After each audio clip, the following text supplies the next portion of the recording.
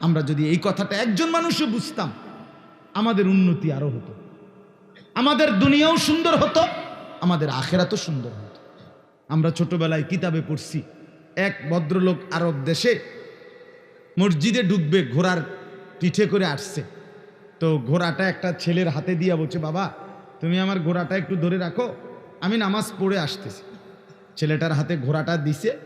তো ঘোড়াটা আপনার যে লাগাম, মানে ঘোড়ার যেই রশিটা দইরা ঘোড়া চালায়, হেইতে এটারে খুললা, হ্যাঁ, ঘোড়া ছাইরা দিয়া হেতে এটা নিয়ে পাশের দোকানে, যেখানে এগুলো বেচে ঘোড়ার জিনিসপত্র, এগুলো বিক্রি করে দিছে 5 দিরহাম, 5টা মুদ্রা।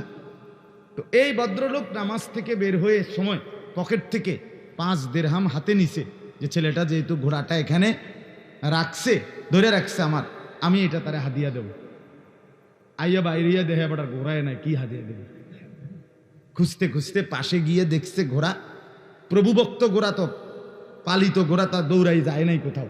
তো পাইছে, দেখে যে ঘোড়ার লাগাম যেটা ধরে এটা নাই। সে বুঝছে যে এটাই ছেলেটা নিচে গা চুরি করে হয়তো।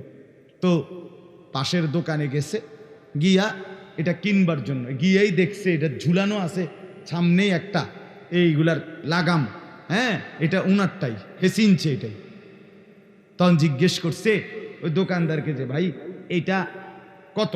এই যে এইটা, বলছে আমি এটাই মাত্র একটা ছেলের কাছ থেকে 5 দিরহাম দিয়ে কিনে নিছি, এবার আপনি কিছু বেশি দেন। কথা বুঝছি।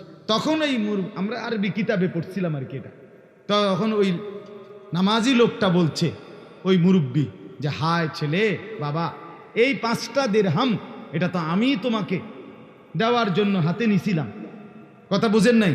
তো আমি যদি দিতাম তখন তো এটা হালাল হইতো, কিন্তু তুমি তো এখন কামাই করলা হারাম, তুমি তো বেশতি পাইলা না। এটা একটা উদাহরণ আর কি। তাইলে আল্লাহ তাআলা দুনিয়াতে যাকে যা দেওয়ার তা হালাল ভাবেই তা দিত। আমি আপনি শুধু শুধু হারামের মাধ্যমে